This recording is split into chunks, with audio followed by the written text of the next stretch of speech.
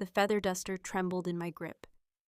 For 3 months, I had scrubbed the imported marble floors of the Valerius estate. My head bowed, my voice silenced. I was the daughter of a traitor, a man who had stolen from the very syndicate I now served. Working as a lowly maid in the sprawling gilded mansion of Don Alessandro Valerius was supposed to be a daily reminder of my family's disgrace. Usually, I could swallow the bitter pill of my reality. I could ignore the cruel whispers of the senior staff and the intentional messes left behind by the Don's elite guards. But today, the humiliation had clawed its way deep under my skin. It started with a simple mistake in the grand dining room. A spilled drop of espresso on a saucer had earned me a vicious reprimand from the head housekeeper, delivered loudly in front of Alessandro's visiting capos.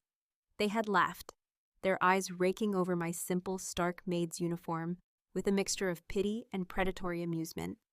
I had kept my eyes glued to my scuffed black shoes, apologizing in a voice that felt like shattered glass in my throat.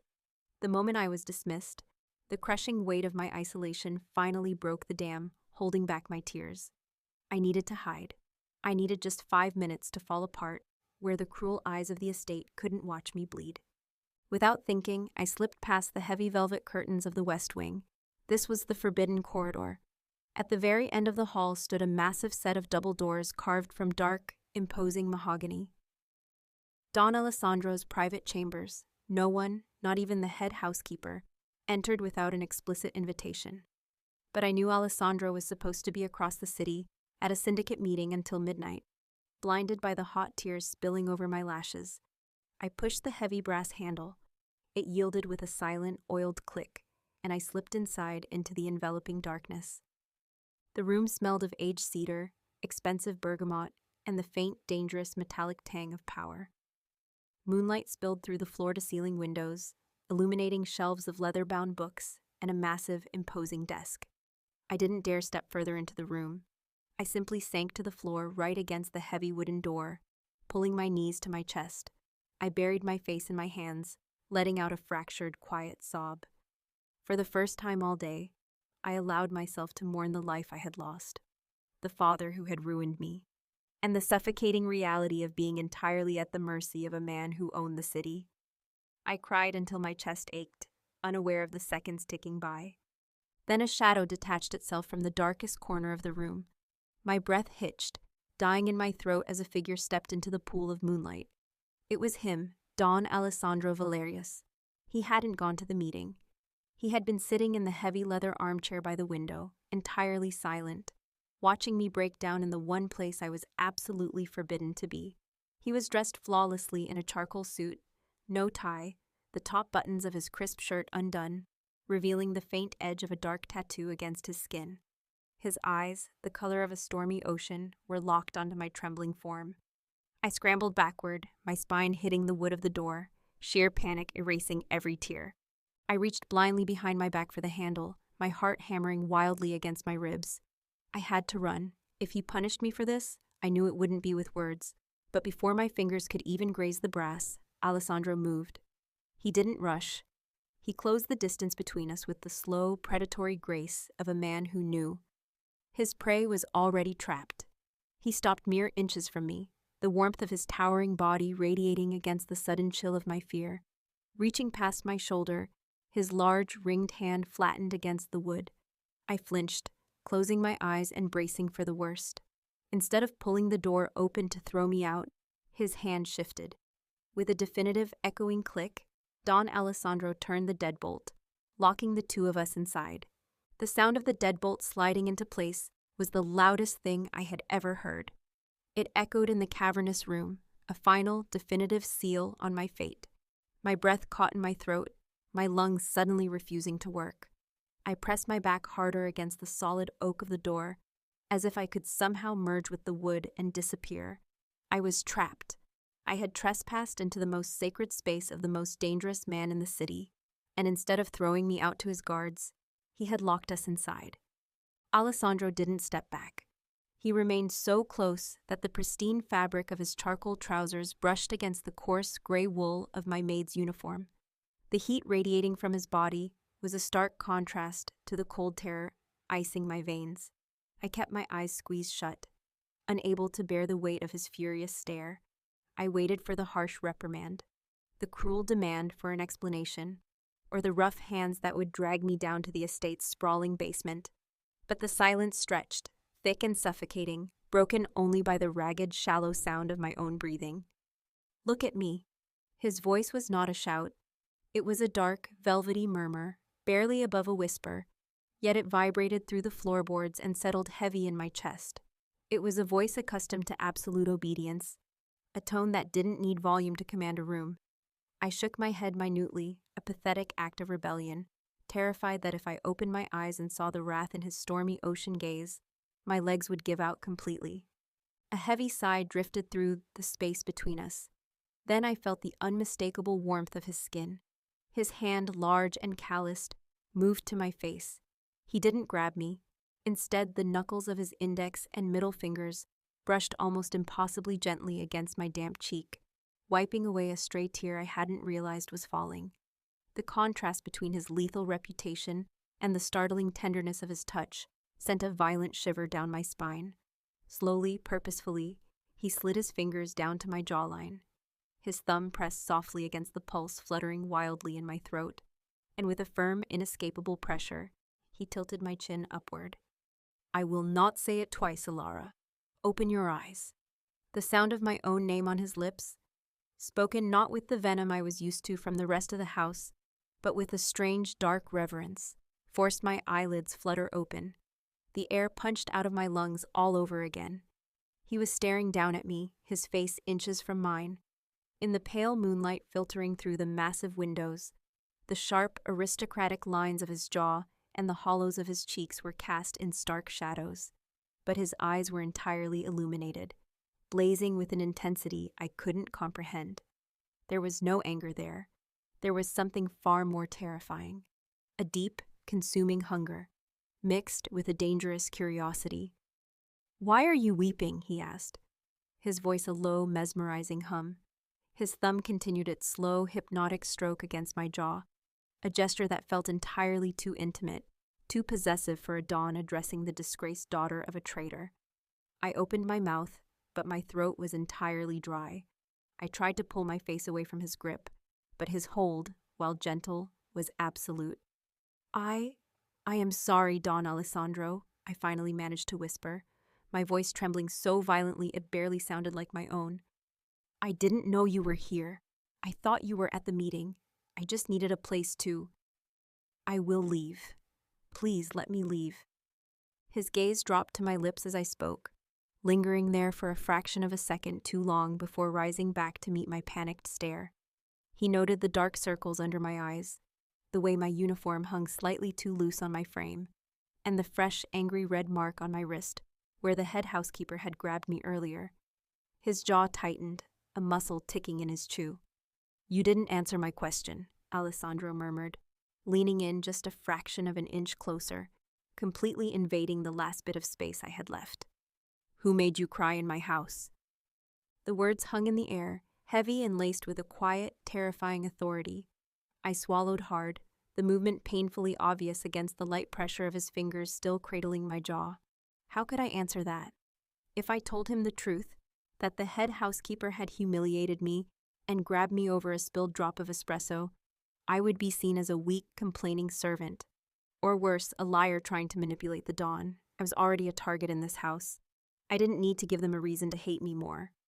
"No one," I lied, my voice a raspy whisper. "It was just the stress of the work. I am tired, that is all. Please let me go back to my quarters. I won't trespass again." Alessandro's eyes darkened, the stormy ocean in them brewing into something far more dangerous than simple anger.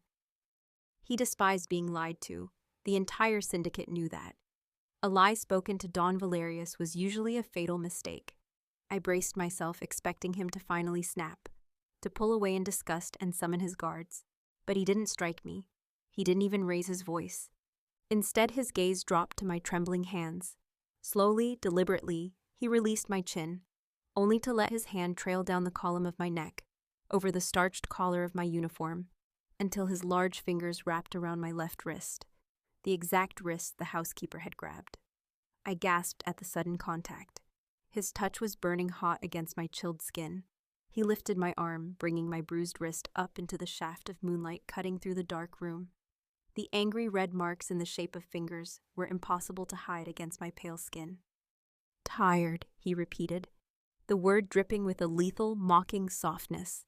His thumb traced the edge of the bruise, the feather-like caress sending a jolting spark of electricity straight to my chest. "Do the floors of my estate often leave finger marks on your skin, Elara?" I couldn't look at his face. I stared at the crisp lapel of his charcoal suit, my heart hammering a frantic, deafening rhythm against my ribs. "It was an accident. I tripped." "Stop lying to me." It wasn't a yell, but the absolute crushing finality in his tone made my jaw snap shut. He stepped fully into my space, erasing the last fraction of distance between us. The toes of his polished leather shoes nudged against my scuffed ones. The scent of him, expensive bergamot, sharp cedar, and that intoxicating dark masculinity, completely enveloped me. I was perfectly caged between the solid oak door at my back and the immovable wall of his chest. "You are the daughter of a man who betrayed my family," Alessandro murmured, lowering his head until his lips were mere inches from my ear. His warm breath ghosted over my skin, making me shiver uncontrollably. "You were brought into this house to pay off a debt. You belong to the estate. You belong to me." He paused, his thumb still tracing slow, agonizingly gentle circles over the bruise on my wrist. He let the heavy, possessive words sink deep into my skin. "And because you are mine to deal with," he continued, his voice dropping a full octave, raw and vibrating with a sudden, fierce possessiveness. "No one else in this house is permitted to lay a hand on you. Tell me who did this." The sheer intimacy of his proximity was dizzying. My mind spun. This wasn't a master reprimanding a servant. This was a dangerous man claiming absolute ownership in the most terrifying, thrilling way possible. He was supposed to hate me, yet he was standing so close I could feel the steady beating of his heart against my own chest. "Tell me," Alessandro whispered, his lips briefly, agonizingly grazing the shell of my ear, "or I will line up every member of the staff tonight and break their hands myself until I find the one whose fingers match these bruises." The sheer brutality of his promise hung in the quiet room, a stark contrast to the impossibly gentle way his thumb continued to stroke my bruised skin. "I will line up every member of the staff tonight and break their hands myself." He wasn't exaggerating. Don Alessandro Valerius did not make idle threats. The very thought of the violent chaos that would erupt in the estate because of me sent a fresh wave of panic crashing through my veins. I despised the head housekeeper for her cruelty, but I didn't want blood spilled on my account. The realization that this terrifying, untouchable man was willing to exact such vicious retribution for a simple maid made my head spin. "No," I gasped, the word tearing from my throat as I instinctively curled my fingers into his lapel. It was a brazen, unthinkable liberty, touching the Don so casually, but the panic overrode my survival instincts. "Please, no, you can't do that.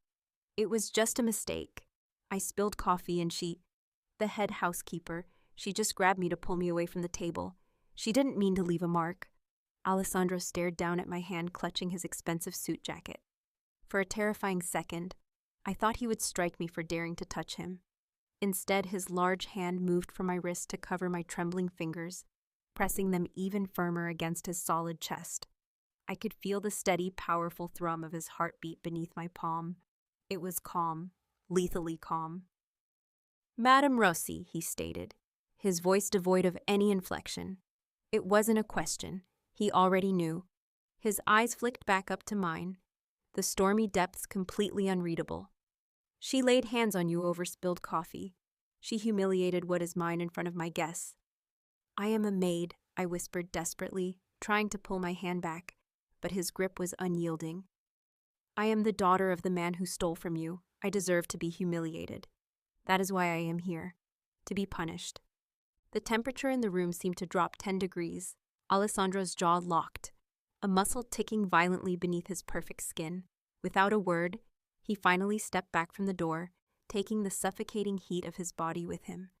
But before I could even process the relief of having space to breathe, his hand slid down to lace his fingers perfectly through mine. He didn't ask for permission. He simply turned and pulled me with him, leading me away from the door and deeper into the absolute canter of his private sanctuary. My feet stumbled over the thick rug as he guided me toward his massive mahogany desk. He stopped, turning to lean his hips against the edge of the heavy wood. Then, with a gentle but entirely forceful tug, he pulled me forward until I was standing directly in the V of his spread legs. My breath hitched all over again. The intimacy of the position was scandalous. If anyone were to walk in and see the disgraced maid standing trapped between the thighs of the Don, we would both be ruined in entirely different ways. He reached out and clicked on the small brass reading lamp on his desk.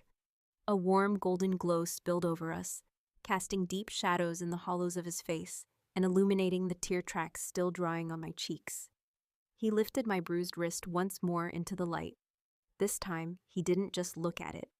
He bowed his head, his dark hair falling slightly over his forehead, and brought my wrist to his lips. I stopped breathing entirely. His lips were impossibly warm, brushing feather light against the angry red marks left by Madame Rossi. It wasn't a kiss of passion, it was a brand.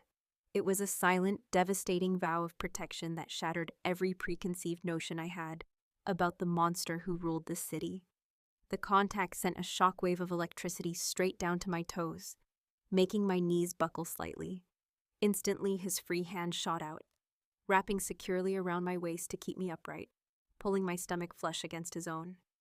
"You are here to pay a debt, Elara," Alessandro murmured against my skin, the vibration of his voice traveling straight up my arm.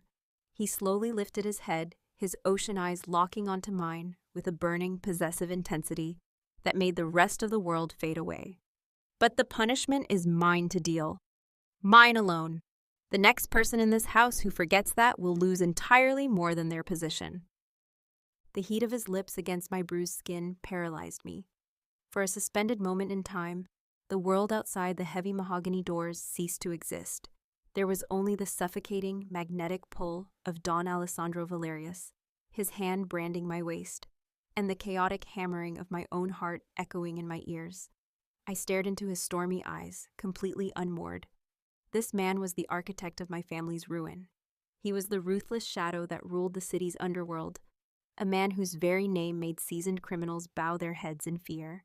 Yet here he was, pulling me into the cradle of his thighs and kissing the pain away from my flesh with the reverence of a desperate love.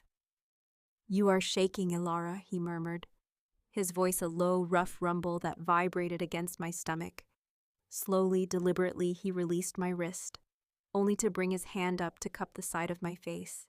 His thumb brushed over my cheekbone, catching a stray tear I hadn't realized was falling.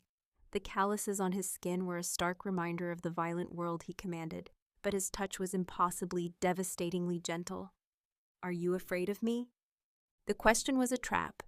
If I said yes, I was admitting my weakness. If I said no, I was a liar, and I already knew how much he despised lies. I tried to look away, to break the hypnotic hold of his gaze, but his hand on my waist tightened just enough to keep me anchored exactly where he wanted me. "I don't understand you, Don Alessandro," I whispered, the confession slipping past my lips before I could stop it. My hands were still resting tentatively on the lapels of his charcoal suit, my knuckles white from gripping the expensive fabric. "You are supposed to hate me. I am supposed to be nothing but dirt beneath your shoes. Why do you care what happens to me?" Alessandro's expression hardened, a flash of something dark and dangerous crossing his features. He didn't answer immediately. Instead, he leaned forward, forcing me to arch my back slightly over his arm to maintain my balance. The scent of him, intoxicating bergamot and power, washed over me in a heavy wave. "The world outside this room thinks in simple terms of hate and vengeance," he finally said, his breath warm against my trembling lips. "They see the daughter of a thief and think you are nothing but a vessel for my wrath. Let them think it." His thumb traced the curve of my lower lip, sending a jolt of pure electricity straight to my core. "But what happens inside these walls, between you and me, is no one's business but my own." He slowly let his hand drop from my face, though his arm remained firmly wrapped around my waist. The loss of his touch left my skin cold and craving more, a realization that terrified me more than anything else that had happened tonight. Tomorrow morning, Madame Rossi will be dismissed from the estate, he stated, his tone shifting back to the cold, authoritative Don who commanded armies. Panic flared in my chest. No, please, I begged, my fingers tightening on his jacket. If you fire her, everyone will know it was because of me. The other servants, the guards. They will make my life a living hell. They will know I came to you. They will not touch you, Alessandro commanded, the absolute certainty in his voice cutting through my panic like a blade. He pulled me half an inch closer, until there was not a single breath of space between our bodies. Because starting tomorrow, you are no longer a maid for the Valerius estate. My blood ran completely cold. He was throwing me out. Or worse, he was sending me down to the holding cells in the basement where my father had been kept. Where are you sending me? I choked out, tears threatening to spill all over again. A slow, dangerously beautiful smirk touched the corner of his lips. It was a look that promised absolute possession. I am not sending you anywhere, Elara. You will no longer scrub the dining room floors or serve my capos. From tomorrow onward, your sole duty is to maintain these private chambers. You will serve no one but me. You will answer to no one but me. You are mine. The next morning, the sprawling Valerius estate felt like it was holding its collective breath. I stood in the freezing, cramped kitchen of the servants' quarters, staring blindly into my teacup, while the frantic whispers of the staff buzzed around me like a hive of angry hornets. Madame Rossi was gone. Her bags had been packed before sunrise, and she had been escorted off the property by two of the Don's most heavily armed guards. No one knew why the untouchable head housekeeper had been abruptly exiled, but the fear in the air was palpable. Everyone was terrified of breathing wrong, terrified that the Don's sudden, invisible wrath would fall on them next. Everyone except me. I knew exactly why she was gone. My wrist still throbbed with a dull ache, but every time the fabric of my sleeve brushed against the bruised skin, all I could feel was the phantom burn of Alessandro's lips. A sharp knock on the kitchen door silenced the room. Rocco, one of Alessandro's massive stone-faced lieutenants, stepped inside. The entire staff stiffened, dropping their gaze to the floor, expecting the worst. Rocco didn't look at any of them. His dark eyes scanned the room until they locked onto me, huddled in the corner in my stark, gray uniform. He crossed the room in 3 long strides, the heavy thud of his boots echoing against the tile, and stopped directly in front of me. He didn't speak a word. He simply reached into his tailored jacket and held out a single, heavy brass key on a velvet ribbon, the key to the mahogany doors. He said to me, "The boss wants you to clean his room immediately." My hands trembled so violently I almost dropped it as I took it from his palm. The collective gasp from the other maids was deafening, but Rocco simply turned on his heel and walked out, leaving me entirely exposed to the vicious curiosity of the house. I didn't wait for the questions to start. I clutched the key to my chest, lowered my head, and fled the kitchen, my heart hammering a frantic rhythm against my ribs as I practically ran toward the forbidden West Wing. Standing in front of the Don's private chambers in the stark light of day felt entirely different than it had the night before. Last night, I was a terrified trespasser seeking refuge in the dark. Today, I was his. He had claimed my punishment, my time, and my absolute obedience. I slid the heavy brass key into the lock. It turned with a satisfying heavy click, and I pushed the doors open, stepping over the threshold into my beautiful, terrifying new reality. The room was flooded with morning sunlight, highlighting the dust motes dancing in the air and the rich, polished leather of his furniture. The scent of bergamot and cedar was thicker here, an intoxicating reminder that this was his sanctuary. I walked toward the massive desk where he had trapped me between his thighs just hours ago, my breath hitching at the memory. The desk was meticulously organized, except for a crystal tumbler resting near the edge, leaving a faint ring of moisture on the wood. I reached out, my fingers trembling as they brushed the cool crystal. Just touching his glass felt like a scandalous liberty. I picked up my polishing cloth, determined to focus on my duties. But before the fabric could even graze the wood, the quiet click of a door opening froze the blood in my veins. I whipped around, my heart leaping into my throat. Alessandro emerged from the adjoining ensuite bathroom, and the polishing cloth slipped completely from my numb fingers, hitting the floor with a soft thud. He was not wearing the impeccable charcoal suit from the night before. He was barefoot, wearing only a pair of low-slung black dress trousers. His chest was entirely bare, still damp from the shower, water droplets clinging to the intricate dark ink of a sprawling syndicate tattoo that stretched across his left pectoral and curled over his heavy shoulder. His hair was completely wet, pushed back roughly from his face, making the sharp, aristocratic lines of his jaw look even more dangerous. He stopped in his tracks, a towel gripped in one large hand, his stormy ocean eyes locking onto me with an intensity that sucked all the oxygen straight out of the room. "You're early, Elara," he murmured, his voice a gravelly, sleep-rough rumble that vibrated straight through the floorboards and settled heavy in my stomach. He didn't cover himself. He didn't look away. He simply stood there in all his lethal, untamed glory, watching the erratic rise and fall of my chest as I realized exactly how dangerous this new arrangement was going to be. I couldn't move. My feet felt as though they had been fused to the intricate patterns of the Persian rug. The polishing cloth lay abandoned near the toe of my scuffed black shoe, but I couldn't tear my eyes away from him long enough to retrieve it. I had only ever seen Don Alessandro fully armored, in bespoke three-piece suits, dark overcoats, and the suffocating mantle of absolute power. Stripped of that armor, he didn't look any less dangerous. If anything, the raw, lethal strength of his body was even more terrifying. Every muscle in his chest and arms was sharply defined, carved from a life of violence and strict discipline. But it was the ink that held me captive. The dark, sprawling tattoo that started over his heart and curled over his thick shoulder was a masterpiece of shadow and line work. It looked like a cluster of jagged thorns and heavy chains, a brutal crest of the syndicate he ruled. Water droplets clung to the dark ink, catching the morning sunlight as they slowly traced a path down the hard plane of his stomach, disappearing into the low-slung waistband of his trousers. I apologize, Don Alessandro, I stammered, my voice barely a breathless squeak in the massive room. My face burned with a heat so intense I thought I might catch fire. I forced my gaze up, away from the devastating lines of his torso, only to meet the stormy, unreadable depths of his ocean eyes. "I didn't know you were still. I thought you would be dressed. I will come back later." I took a frantic step backward, desperate to put distance between the suffocating heat of his half-naked body and my own trembling frame. But before I could even pivot toward the heavy mahogany doors, he moved. He didn't rush, but his strides were long and entirely predatory.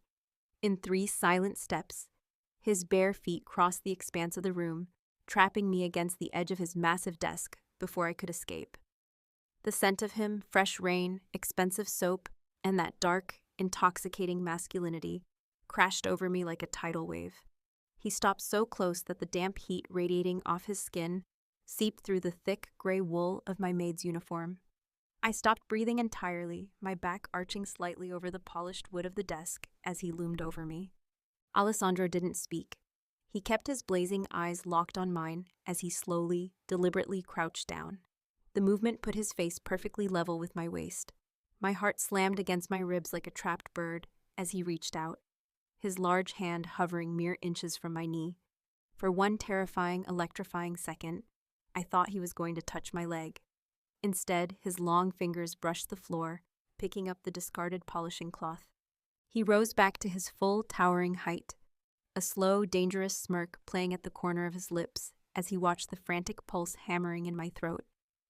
He held the cloth out to me, but as I reached with a trembling hand to take it, he didn't let go. His fingers closed lightly over mine, trapping the fabric between us. His skin was burning hot and slightly damp. "You do not run from this room, Elara," he murmured, his voice a low, gravelly vibration that sent a violent shiver straight down my spine. "You hold the only key. That means you are expected to be exactly where I am, whenever I am here." "I shouldn't be seeing you like this," I whispered, my voice shaking so badly the words almost broke apart. I tried to tug my hand back, but his grip, though gentle, was an iron vice. "It isn't proper. I am just a maid." "You are my maid," Alessandro corrected, the possessive weight of the words making the air in the room feel incredibly thin. He released the cloth, but instead of pulling his hand away, he lifted it, pressing his damp, calloused palm flat against the center of my chest. I gasped, my eyes widening in sheer shock. The heat of his hand seared straight through my uniform, resting perfectly over my violently racing heart. He tilted his head slightly, his eyes darkening as he felt the frantic, helpless rhythm beating against his palm. "And right now," he whispered, stepping entirely into my space until his bare chest was a fraction of an inch from mine, "my maid is going to help me dress. Help me dress." The command hung in the heavy bergamot-scented air, paralyzing every rational thought in my head. My hand, still trapped flat against the agonizing heat of his bare chest, trembled violently. I could feel the steady, powerful thud of his heart beneath his ribs, a terrifyingly calm rhythm that mocked the frantic, erratic beating of my own. I was a maid. I was used to cleaning floors, scrubbing porcelain, and vanishing into the wallpaper. I had never touched a man like this, let alone the most dangerous man in the syndicate. "Don Alessandro, I don't know how," I whispered, pulling my hand back as if I had been burned. He let me retreat this time, though his stormy eyes tracked the movement with predatory focus. "I have never attended to a gentleman before. I will ruin your clothes. I will make a mistake."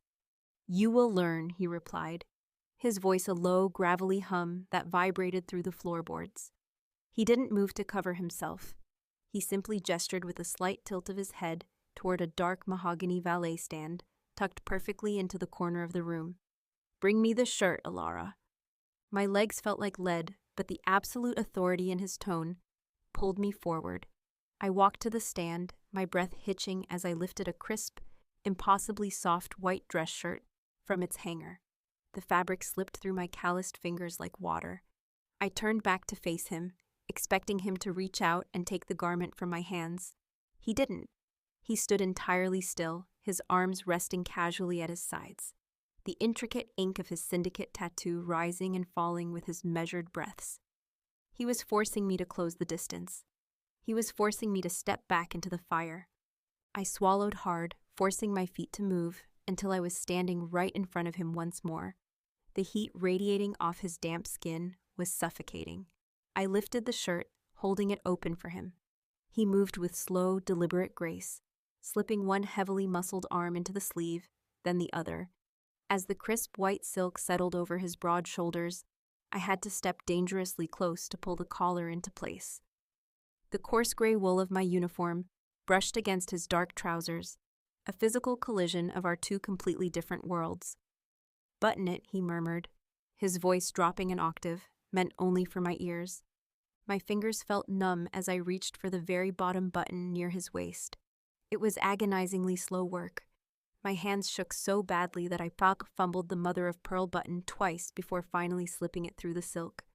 With every inch I moved upward, the back of my knuckles unavoidably brushed against the hard, warm plane of his stomach. Every accidental contact sent a fresh jolt of electricity shooting straight up my arm. He didn't flinch. He didn't help me. He simply stared down at the top of my head, completely still, letting me navigate the terrifying intimacy of the task. As I reached the center of his chest, right over the darkest part of his tattoo, I risked a glance upward. It was a mistake. His gaze was burning, heavy with a dark, consuming intensity that made my lungs seize. He was watching my trembling hands with a morbid fascination, as if my fear was the most intoxicating thing he had ever witnessed. I reached the second button from the top, right at the base of his strong throat. My knuckles grazed the edge of his collarbone, and I accidentally let out a soft, fractured breath. Instantly, his large hand shot up, his long fingers wrapping entirely around my wrist. I froze, my eyes wide and terrified, staring up at him. "You are terrified of ruining my clothes," Alessandro whispered, his thumb pressing perfectly against my racing pulse. He leaned down, his lips brushing the very shell of my ear, sending a violent shiver down my spine. "But you haven't realized the truth yet, little bird. I don't care about the shirt. I care about the fact that your hands are the only ones permitted to touch me." The heavy mahogany doors clicked shut, sealing us in the dimly lit sanctuary as the grandfather clock in the corner struck midnight. The estate was finally silent. For the entire day I had stood by his side, a silent shadow while he commanded his empire. I had poured his whiskey, organized his ledgers, and watched the most dangerous men in the city lower their eyes in my presence because of the invisible shield he had placed around me. But now, the capos were gone. The war room was empty. It was just the two of us, enveloped in the rich scent of cedar and bergamot, and the suffocating, beautiful tension that had been building since the moment he locked this very door the night before. Alessandro didn't walk to his desk. He slowly took off his suit jacket, tossing it carelessly over the back of a leather armchair. He unfastened his cufflinks, rolling the sleeves of his crisp white shirt up to his elbows, exposing the dark, sprawling ink of his tattoos. Every movement was deliberate, predatory, and focused entirely on me. I stood frozen near the fireplace, the dying embers casting a warm, golden veneration glow over his sharp, aristocratic features. The stormy ocean of his eyes was darker than I had ever seen it, swirling with a hunger that made my pulse pound furiously in my throat. He crossed the room in absolute silence. I didn't step back. I couldn't. The magnetic pull of his presence rooted me to the floor. When he finally stopped in front of me, the heat of his towering frame banished the chill of the night. He lifted his hands, his large, calloused fingers gently framing my face. His thumbs brushed over my cheekbones, tilting my head up so I had no choice but to drown in his gaze. "You did perfectly today, little bird," Alessandro murmured, his voice a dark, velvety rumble that vibrated straight through my chest. "You stood beside a monster, and you didn't flinch once." "You are not a monster to me," I whispered, the absolute truth of the words tearing down the final wall between us. I reached up, my trembling fingers lightly tracing the hard line of his jaw. "You are my sanctuary." A raw, ragged breath escaped his lips. The restraint he had been holding onto all day finally snapped. Alessandro leaned down, his mouth capturing mine in a kiss that erased everything I thought I knew about the world. It wasn't rough or punishing. It was devastatingly tender, deep, and fiercely possessive. His hand slid from my face to tangle in my hair, anchoring me to him as his lips moved over mine with a desperate, consuming heat. A soft gasp broke from my throat, and he swallowed the sound, pulling me flush against his solid chest until my heart beat in perfect, frantic sync with his own. He didn't break the kiss as he lifted me effortlessly into his arms. The room spun, a blur of firelight and shadows, until I felt the impossibly soft expanse of his massive bed beneath my back. He followed me down, trapping me beneath the heavy, intoxicating weight of his body. His lips trailed fire down my jaw, pressing burning kisses against the sensitive skin of my neck, right over my racing pulse. His fingers moved to the stark, stiff collar of my maid's uniform, unbuttoning it with a slow, agonizing reverence that made me shiver uncontrollably. As the coarse gray wool parted, exposing my bare collarbones to the cool air and his burning gaze, a sudden sharp spike of terror pierced through my desire. I stiffened, my hands instinctively flying up to clutch his wrists. I was the disgraced daughter of a traitor. I had nothing to offer a king. Alessandro froze instantly. His stormy eyes snapped up to mine, reading the sudden panic in my expression. He didn't push. He hovered over me, his muscles coiled tight with restraint, his thumb gently stroking the inside of my wrist. "Talk to me, Elara," he whispered, his tone incredibly soft, devoid of any demand. "If you want me to stop, I will walk away right now. You belong to me, but I will never take what you do not freely give." "I don't want you to stop," I choked out, a tear slipping free to track into my hairline. I tightened my grip on his wrists, terrified he would realize how pathetic I truly was and leave. "But Don Alessandro, I don't know what to do. No one has ever touched me. It's my first time." The words hung in the quiet room. Alessandro went completely still. I watched the realization hit him like a physical blow. The ruthless Mafia boss, a man who could have any woman in the city with a snap of his fingers, stared down at me with an expression of absolute shattering awe. The darkness in his eyes melted into a fierce, blinding reverence. "Untouched," he breathed, the word a sacred vow on his lips. He slowly lowered his head, pressing his forehead against mine. "My beautiful, perfect bird. Do you have any idea what a gift that is? What an absolute honor it is to be the first, the only man to ever claim you." He didn't wait for an answer. His lips met mine again, but this time, The pace was very slow. He treated me not like a maid, but like priceless glass. Every touch, every kiss was a masterclass in patience. He worshipped every inch of my skin as the uniform was finally discarded, replacing my fear with a burning, undeniable fire. When the pain briefly flared, he held me completely still, whispering dark, beautiful promises against my ear, kissing away my tears until the ache blossomed into a profound, overwhelming ecstasy. In the dim light of his chambers, surrounded by the scent of cedar and the heat of his skin, I ceased to be the disgraced maid. Wrapped in the fiercely protective arms of Don Alessandro Valerius, I became his equal. I became his secret queen. And as I drifted to sleep with my head resting perfectly over the dark ink of his syndicate tattoo, I knew that the man the city feared had finally found the one thing he would burn the world down to protect.